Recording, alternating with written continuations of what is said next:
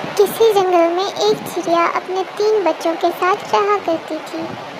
آج موسم بہت بارش والا ہو گیا تھا، اسی لیے بچے اپنی ماں کا انتظار کر رہے تھے۔ دیکھتے ہی دیکھتے بارش شروع ہو گئی، لیکن چڑیا واپس گھر نہ لوٹی۔ اس کے بچے بھی اب پریشان ہونے لگے تھے، لیکن وہ باہر جا بھی نہیں سکتے تھے کہ بارش بہت تیز تھی۔ دوسری طرف چڑیا بیچاری ایک درخت پہ بیٹھی خود کو بارش سے بچانے کی کوشش کر رہی تھی۔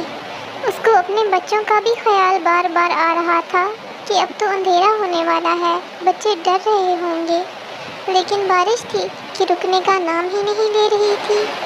اتنے میں کالو کوا بھی وہاں پر آ گیا اور چڑیا سے پوچھنے لگا، ارے چڑیا، تم یہاں کیا کر رہی ہو؟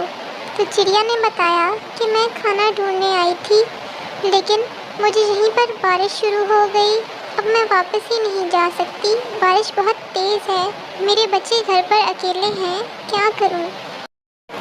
تو کالو کہنے لگا، چڑیا بہن، جتنی جلدی ہو سکے تم اپنے گھر چلی جاؤ، ایسے بچوں کو اکیلا مت چھوڑو۔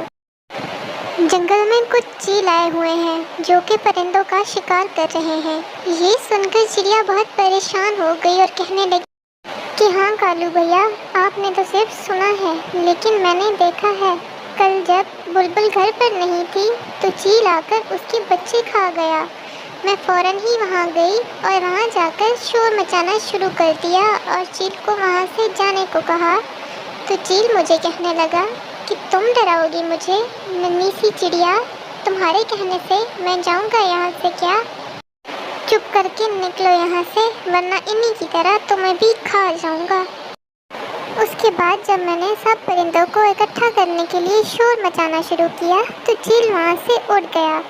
تھوڑی دیر بعد وہاں پہ بلبل بھی آ گئی اور اپنے دونوں بچوں کو مردہ پا کر بہت روئی، صرف اس کا ایک ہی بچہ بچا تھا۔ بلبل بہت دکھی تھی اور چیل سے بدلہ لینے کے لیے جانا چاہتی تھی، لیکن میں نے بلبل کو سمجھایا کہ ہم چیل کا مقابلہ نہیں کر سکتے، تم شکر کرو تمہارا ایک بچہ تو بچ گیا ہے نا۔